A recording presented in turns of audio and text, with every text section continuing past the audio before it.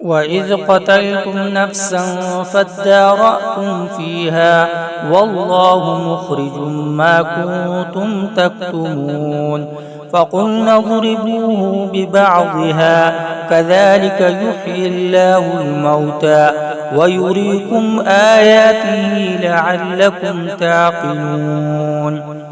ثم قست قلوبكم من بعد ذلك فهي كالحجارة أو أشد قسوة وإن من الحجارة لما يتفجر منه الأنهار وإن منها لما يشقق فيخرج منه الماء وإن منها لما يحبط من خشية الله وما الله بغافل عما تعملون أفتطمعون أن يؤمنوا لكم وقد كان فريق منهم يسمعون كلام الله ثم يحرفونه من بعد ما عقلوه وهم يعلمون وإذا لقوا الذين آمنوا قالوا آمنا وإذا خلا بعضهم إلى بعض قالوا أتحدثونهم بما فتح الله عليكم ليحاجوكم به عند ربكم أفلا تعقلون أولا يعلمون أن الله يعلم ما يسرون وما يعلنون ومنهم أميون لا يعلمون الكتاب إلا أماني وإنهم إلا يظنون فويل للذين يكتبون الكتاب بأيديهم ثم يقولون هذا من عند الله ليشتروا به ثمنا قليلا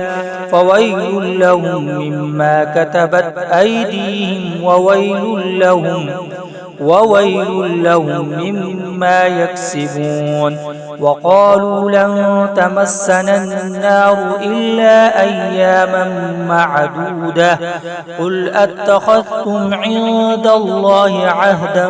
فلن يخلف الله عهده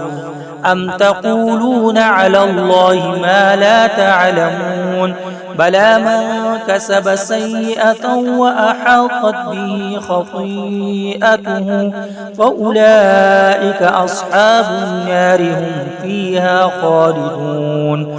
والذين آمنوا وعملوا الصالحات أولئك أصحاب الجنة هم فيها خالدون وإذ أخذنا ميثاق بني إسرائيل لا تعبدون إلا الله وبالوالدين إحسانا وذي القربى واليتامى والمساكين وقولوا للناس حسنا وأقيموا الصلاة وآتوا الزكاة ثم توليتم إلا قليلا منكم وأنتم معرضون وإذ أخذنا ميثاقكم لا تسفكون دماءكم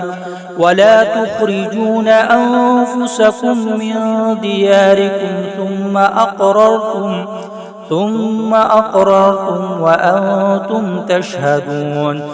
ثم أنتم هؤلاء تقتلون أنفسكم وتخرجون فريقا منكم من ديارهم تظاهرون عليهم بالإثم والعدوان وإن ياتوكم أسارى تفادوهم وهو محرم عليكم إخراجهم أفتؤمنون ببعض الكتاب وتكفرون ببعض فما جزاء من يفعل ذلك منكم إلا خزي